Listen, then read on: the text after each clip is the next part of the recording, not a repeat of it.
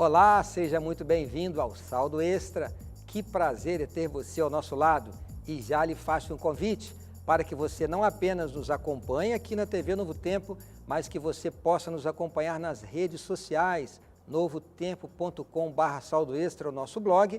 Você pode ali fazer seus comentários sobre os nossos programas e queremos ouvi-lo também. Envie as suas sugestões de pauta, de conteúdo, as suas dúvidas e vamos respondê-las aqui nos nossos programas, diretamente ou através do conteúdo que produzimos aqui a cada semana.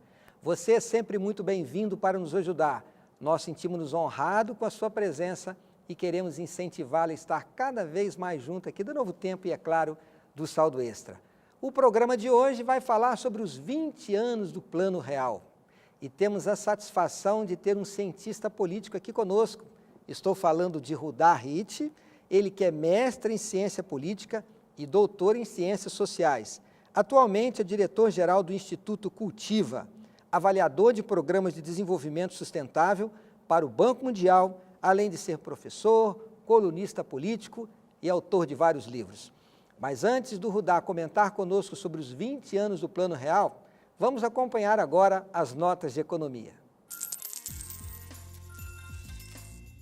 Olá, caro amigo do Saldo Extra, olá Antônio. Vamos às notas de economia hoje para falar sobre endividamento, mas não qualquer um. Vamos falar sobre o superendividamento. É considerado superendividado aquele consumidor que tem uma dívida maior do que a renda mensal.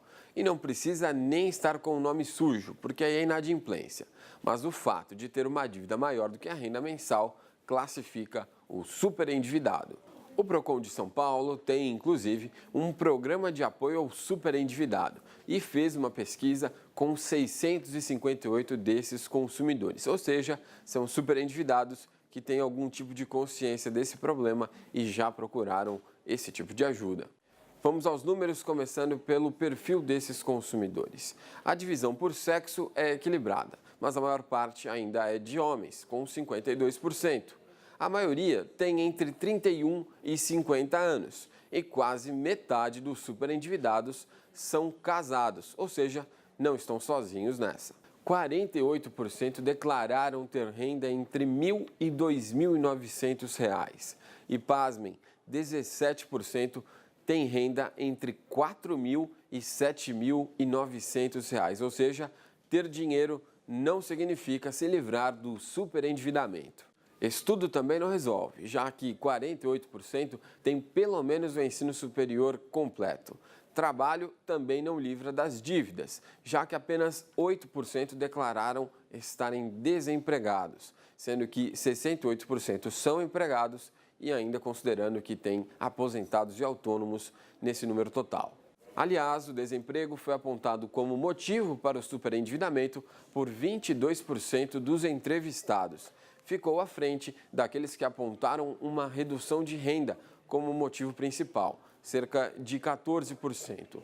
Doença pessoal ou familiar foi um motivo para 12% dos entrevistados, mas nenhum desses foi o principal motivo para o superendividamento. Esses números mostram que não tem estudo, não tem emprego, não tem renda que livre desse problema, porque para 42% dos entrevistados, o motivo para o superendividamento é o simples descontrole financeiro. Esses superendividados da pesquisa já estão em um programa que vai ajudá-los, mas se esse for o seu caso, é bom tomar alguma atitude, porque esse é o tipo de problema que só o consumidor, o próprio consumidor, pode resolver. Então, se esse for o seu caso, procure ajuda, ou então seja disciplinado, mas disciplinado a ponto de anotar todos os gastos que você tiver, seja do cartão de crédito ou então em dinheiro, seja do aluguel que você paga ou então aquela compra pequena que você faz no meio da semana.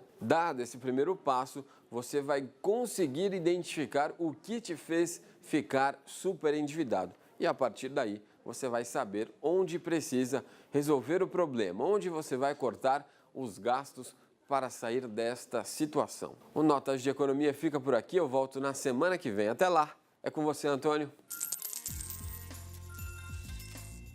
Obrigado, Bruno, pelas informações, mas vamos agora ao tema do programa dessa semana, 20 anos do Plano Real. o que nós temos agora a aprender e, por que não, avaliar sobre esses 20 anos que podemos dizer de uma nova era na economia brasileira. E para falar sobre esse tema, Rudá, como eu disse, 20 anos do Plano Real. A pergunta é, o Plano Real tornou-se um jovem robusto ou será que ele está envelhecido? Talvez nenhum nem outro. Na verdade, vamos só recordar o que era antes do Plano Real. Quem ganhava salário e qualquer faixa salarial, lá pelo dia 15, então ganhava no 5º dia útil, lá pelo dia 15, dia 20, acabava o salário. Só para ter uma ideia, vários bancos começaram a remunerar a conta sem a gente autorizar.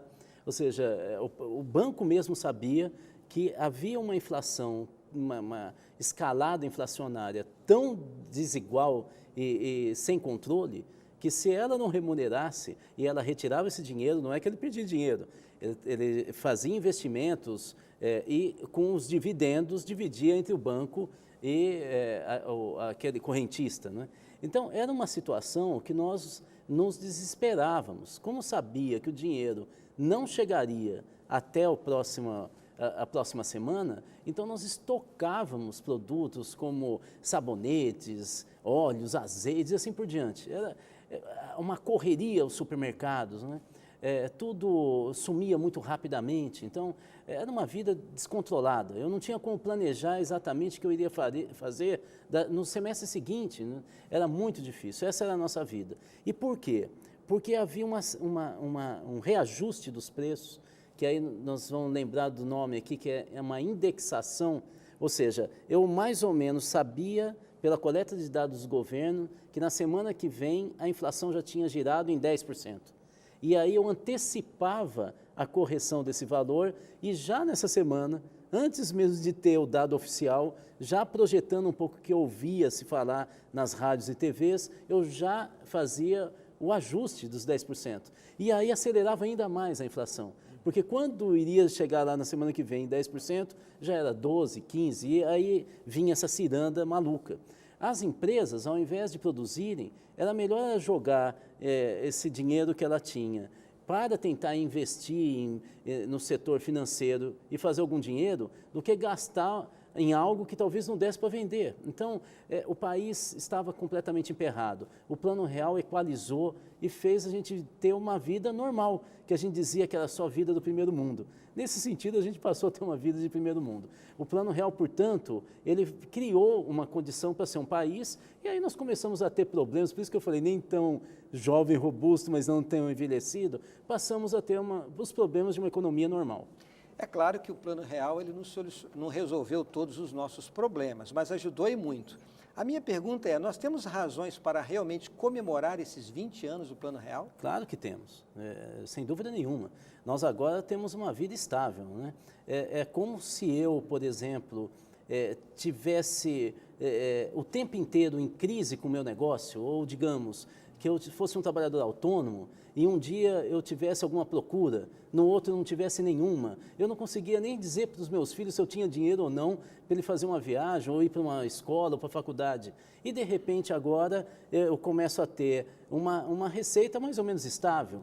Pode não ser algo fantástico como aquilo que eu ainda almejo para o futuro, mas é algo que me dá hoje condições de falar para o meu filho, olha, acho que dá sim, no final do ano dá para visitar teus primos, ou fazer uma viagem X, ou comprar não sei o que você queria. Ou então, olha, daqui 2 anos se a gente economizar, agora dá para planejar. Claro que nós podemos comemorar. E aí nós fomos para o segundo patamar.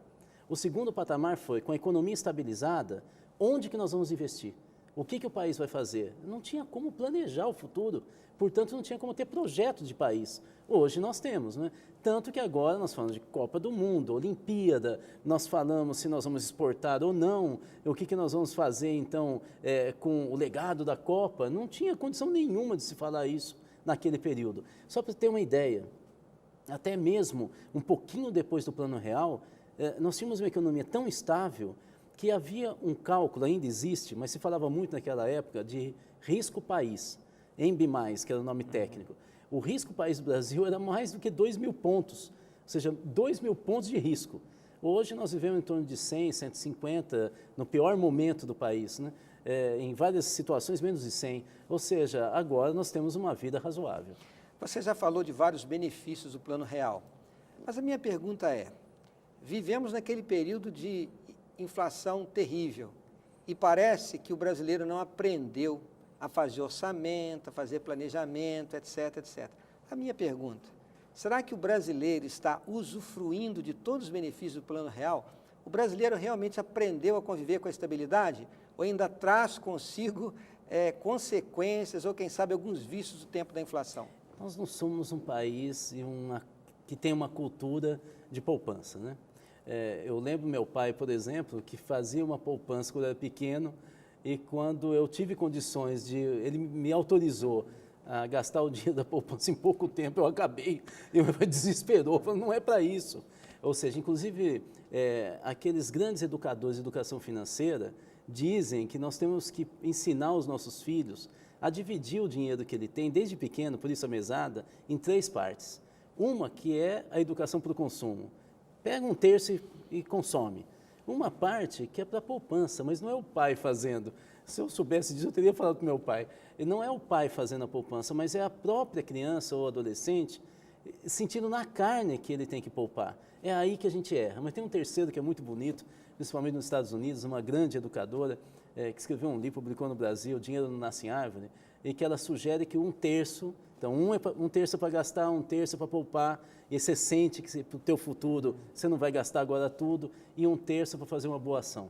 Eu acho que essa penúltima e a última parte a gente está precisando ainda de programas como o de vocês aqui para a gente mudar essa cultura do país, né? Agora, Rudá, o comentário que nós ouvimos por aí é que ainda assim o Brasil tem uma das maiores taxas de juros do mundo. E é claro que essa alta taxa de juros, o governo acaba canalizando muitos dos recursos que ele arrecada para pagar os juros da dívida pública. E por conta disso, problemas sociais que poderiam ser desenvolvidos não acontecem. Será que a mesma coisa não está acontecendo com a vida do cidadão? O fato de o cidadão não aprender a fazer poupança, orçamento, se planejar, quais os efeitos que se traz no bolso do cidadão? Sim, é um fato. Nós tem uma coincidência. O governo brasileiro meio que entrou no que os psicólogos chamam de codependência, quando tem uma relação viciada, em que um depende do outro, mas ataca o outro, e fica nessa relação que nunca, se cai uma xícara, o outro já começa rapidamente a criticar e volta para a briga de ontem, né? Essa é a história da codependência. O governo, de uma certa maneira, na economia, criou já essa codependência. De um lado, ele solta o recurso, né, com crédito, com investimento, por exemplo, do BNDES. Do outro, ele segura o recurso com a taxa de juros. É uma gangorra completamente esquizofrênica. O brasileiro, de alguma maneira, é assim, né? Ele também acaba conseguindo, em alguns momentos, ter um bom reajuste. Há anos, nós estamos tendo, segundo o Diese, reajustes, na verdade, aumentos reais de salário, né, acima da inflação. Portanto, agora diminuiu nos últimos 2 anos, mas nós tivemos quase 10 anos de escalada de salário do trabalhador acima da inflação. E o que nós fizemos com esse dinheiro? Transformamos em dívida. Ou seja, se nós calcularmos os juros, nós transformamos um aumento real em uma dívida maior. E agora com juros comendo juros, né? Então, veja, é a mesma codependência. Nós trabalhamos feito malucos, não é verdade que o brasileiro não trabalha, ele trabalha muito, é muito produtivo cada vez mais, mas quando tem esse respiro, gasta mal e não pensa no futuro. Eu não estou dizendo que não tem que usufruir agora, mas dá para usufruir deixando um pouco para o futuro, né? Eu acho que nós temos mesmo esse problema muito parecido, aliás, nunca tinha pensado nisso, como um reflexo também do nosso grande pai, o Estado brasileiro, né?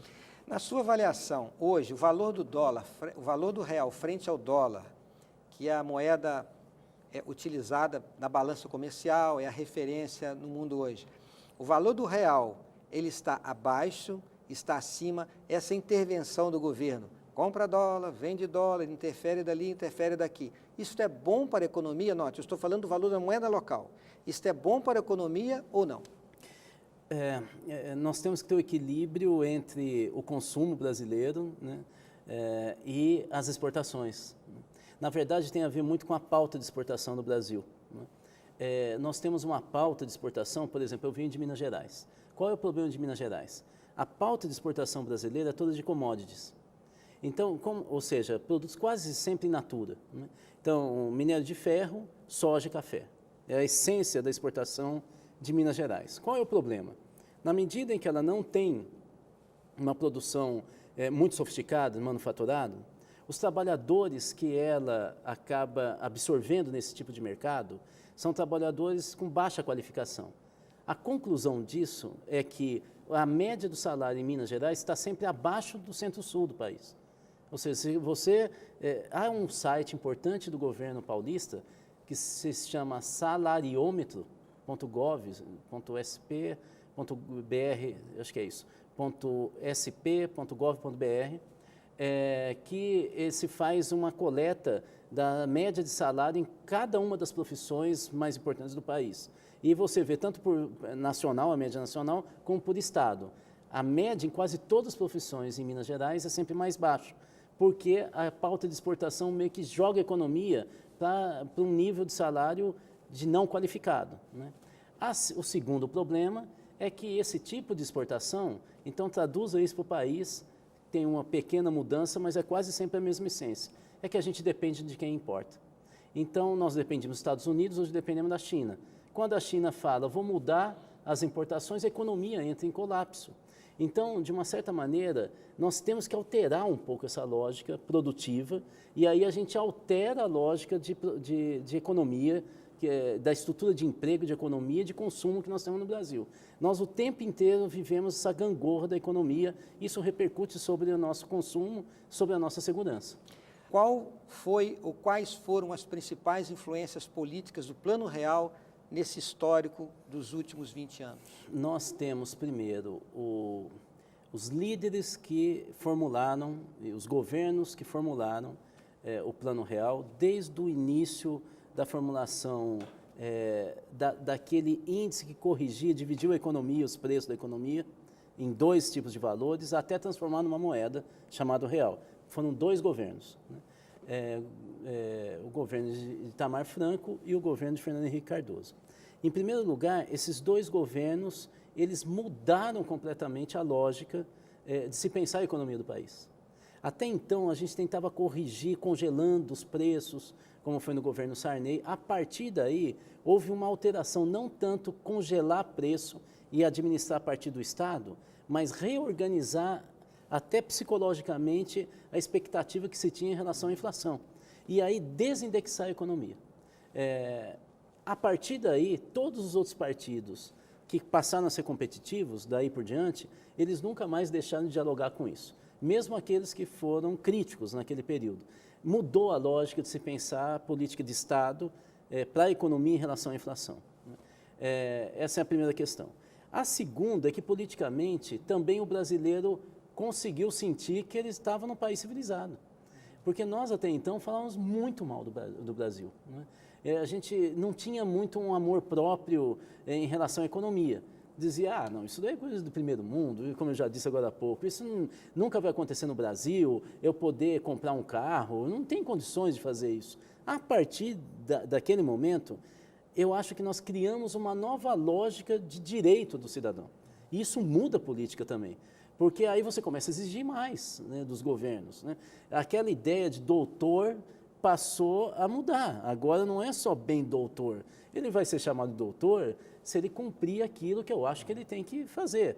Então, eu acho que politicamente, tanto do ponto de vista da lógica dos governos, como do ponto de vista do papel do cidadão e o amor próprio e uma pequena noção de poder, eu acho que o Plano Real reconstruiu e mudou muito a cultura política do país. O Plano Real, ele não solucionou todos os problemas do país, mas, por tudo que você falou, os benefícios foram muitos.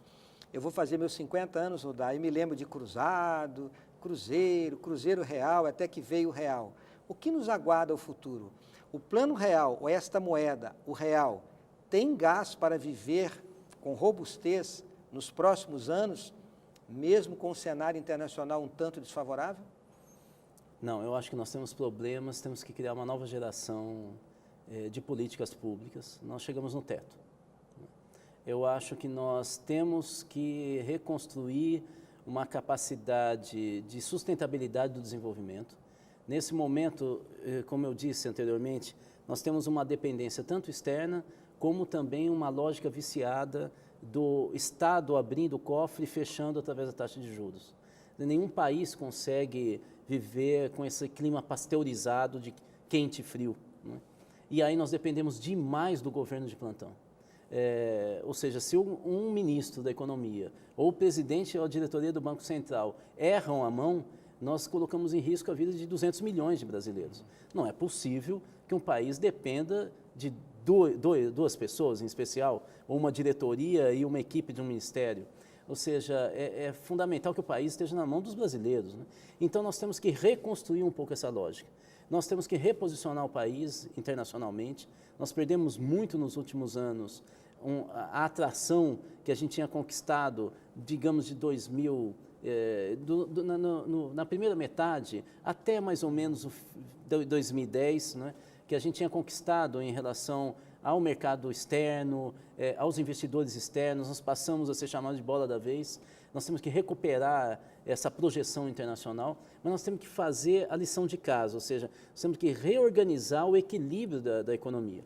E ainda, você citou aqui, há um problema grave tecnicamente para resolver, mas principalmente político, que é a dívida externa.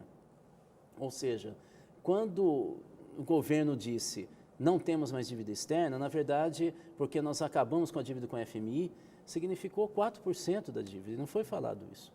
E nós, de tudo que o Brasil produz e que entra de receita para o governo federal, quase metade, segundo a Auditoria Cidadã da Dívida do Brasil, quem está nos assistindo pode acessar esse site, Auditoria Cidadã da Dívida, quase metade dos recursos que a gente produz vai para pagar a dívida externa. Então, e isso nenhum governo tem coragem de falar. Então, é nosso dinheiro, nosso suor, ao invés de ir para a educação dos nossos filhos. E por que eu estou falando de educação? É porque pela educação eu consigo, lembra que eu falei? Eu consigo melhorar o meu padrão, inclusive de salário e de autonomia. Eu posso me vender, inclusive no mercado, ou criar o meu negócio. Sem educação eu dependo sempre do que o outro me julga. E eu não tenho muito por onde sair. Então, se o governo investisse na educação de qualidade, com o dinheiro que paga a dívida externa, nós poderíamos estar em outro patamar. Nós temos que fazer a lição de casa. Acho que nós atingimos um patamar, saímos de um país em crise, quer dizer, o sobrenome do Brasil era crise, nós não temos mais um país em crise, mas nós temos um país que está patinando e nós temos todo o direito de ser mais do que nós somos hoje. A economia ela recebe a influência externa, recebe a influência das políticas do governo, mas e o comportamento do cidadão?